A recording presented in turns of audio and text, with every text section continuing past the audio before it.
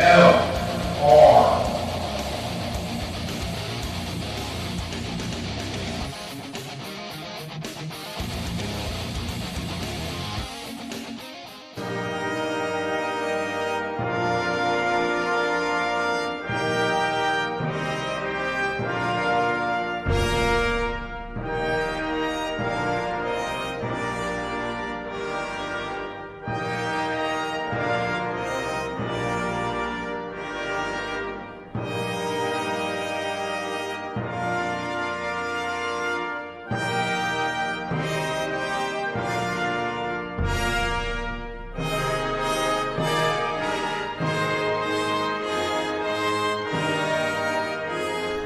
Roundtable of Extreme Liberty.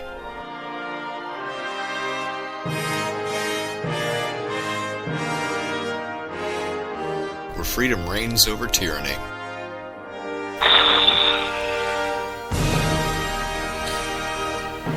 A fine evening here at Vigilant Liberty Radio. Although a little bit of technical glitches, although, let's be honest, our technical glitches are nothing compared to what's going on with healthcare.gov. I am Taylor. This is the Roundtable of Extreme Liberty. We apologize for all the earlier issues.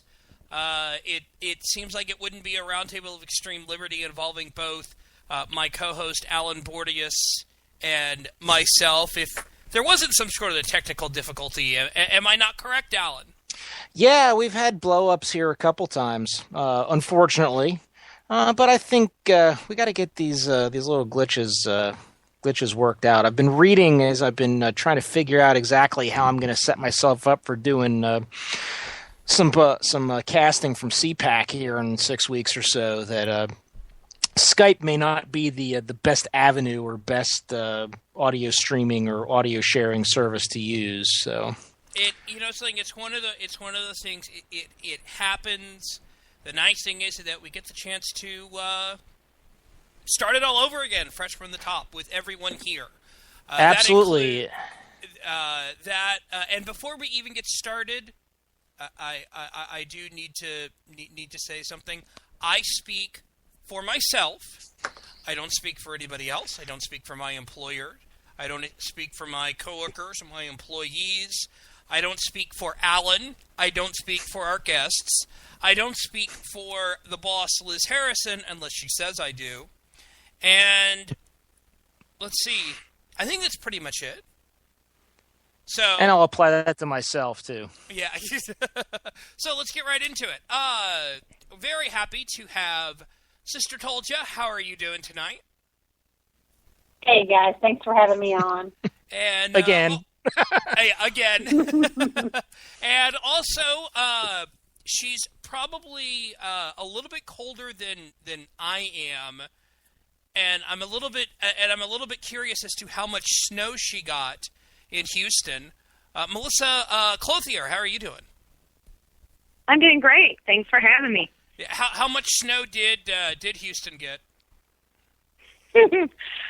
We got a dusting. We got enough that my kids could scrape it off of the chairs in the backyard and eat it. Oh, well, see, there you go. I have a cousin. They had never done that before. I have a cousin who lives in San Antonio, and he grew up in the Northeast. And a couple of years ago, they had a snowfall down there, and he ran outside and built a snowman. And he took pictures of it, and I saw a picture of it. And the snowman, when he took the picture, there was absolutely nothing to give scale to it, so it just looked like your standard snowman. And then he took a wide shot where you could see that this snowman was about 7 inches tall, and he had gathered about all of the snow from his entire yard to make it. So it was pretty impressive. Nice. And I will say, just so you know, Melissa, you live in the third best city in Texas, because the second best city is Dallas, and the best city is Austin. Ew. I'm up in Dallas, so that's why I said at least that. make a second to like Fort Worth or something like that, but Dallas. Come on.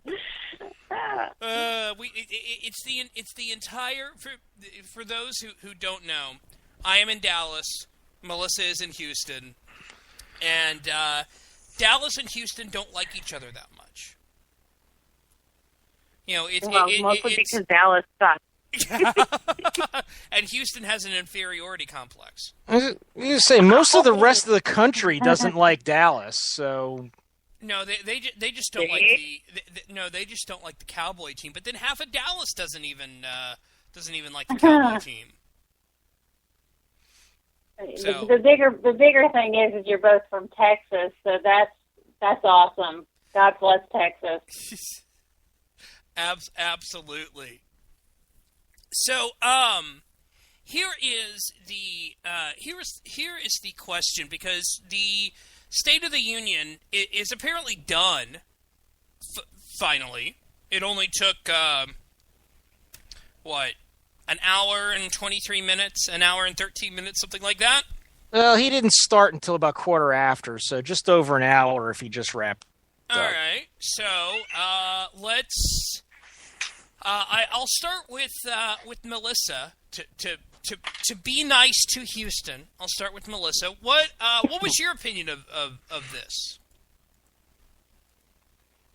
Well, my take, I live tweeted the thing, and so anybody who is curious about what my thoughts were, as Melissa tweets. But basically, before the speech even started, the thing that everybody had to keep in mind while listening to all the fancy words was Obamacare. Obamacare was a promise he made years ago, and look at what has happened.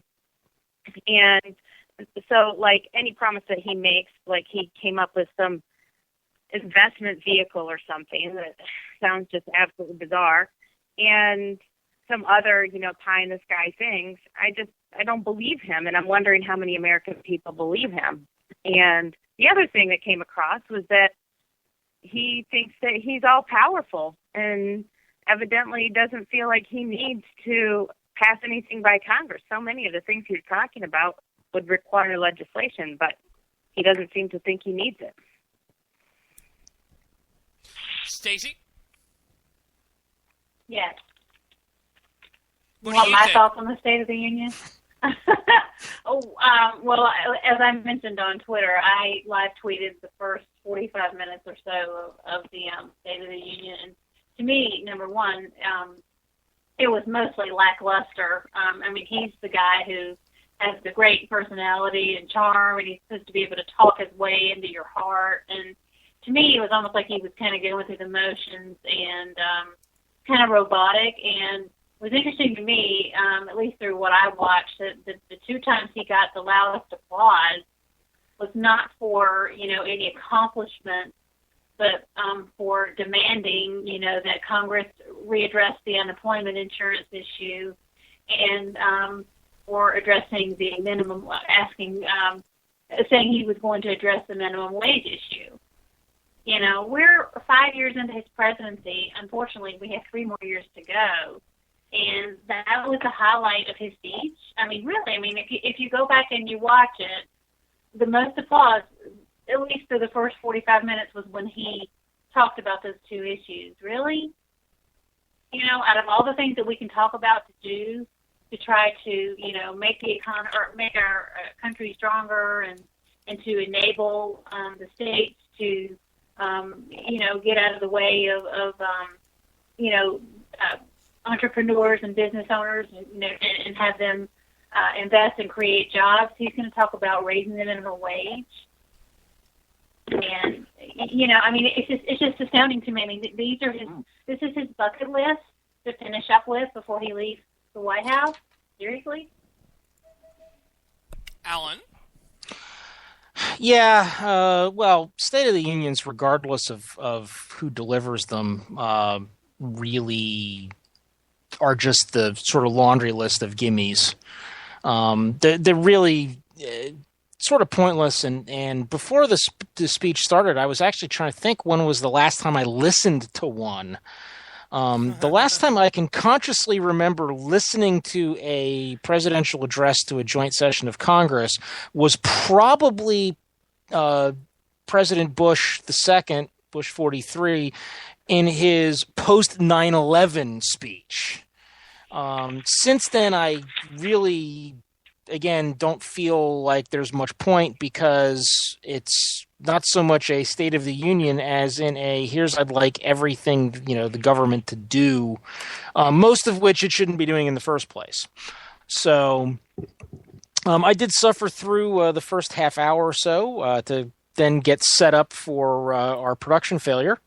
It happens. But it happens, yes. Open source production values, to quote my friend Ed Morrissey. But it really, I'll just point out one of the things that the president was taking credit for, which is he mentioned that they've managed to cut the deficit they're running in half, which, if you want to just put some numbers to it, is a cut from approximately $1.2 trillion a year to $600 billion a year. Which, if you want to have some further context, one of my favorite things to throw out is the entirety of the Apollo program, adjusted for inflation, from 1958 through 1972, cost about $130 billion. So if you want to think about what it took to put 12 Americans on the surface of the moon and return them safely to the Earth, and what we currently run in red ink on a monthly basis now, that's pretty staggering.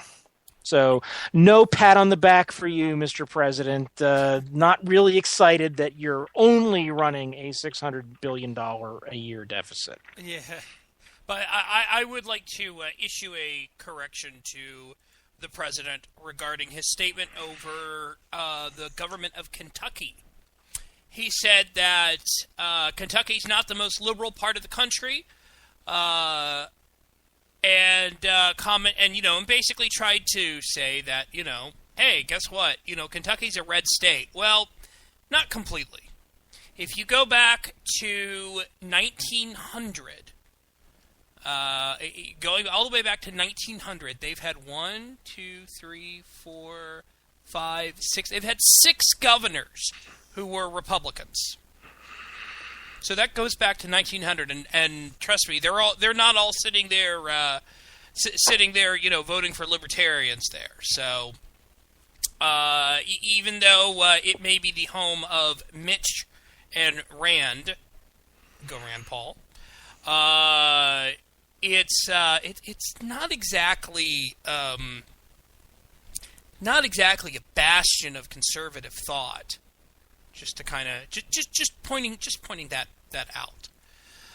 I actually took a nap, and my thoughts on the State of the Union are this: one, I'm actually really kind of interested in this Hell on Wheels show, and I've been kind of I'm a show and a half in, and I kind of like it. So I'd like to thank the president for giving me the opportunity to catch up a little bit on that, even if I'm 3 seasons behind. But apparently that's not the president's favorite show, since he did in fact mention Mad Men, which I was a little surprised to hear, and a line that some people actually liked, at least in my Twitter feed, where what he was trying to discuss was wealth inequality, specifically to go with women, and he mentioned something where he said, and here we go. He said, it's time to do away with workplace policies that belong in a Mad Men episode. This year, let's all come together, Congress, the White House, businesses from Wall Street to Main Street, to give every woman the opportunity she deserves. Because I firmly believe when women succeed, America succeeds. Any thoughts on him talking about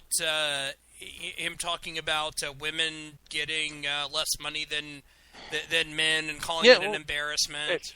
Especially since we have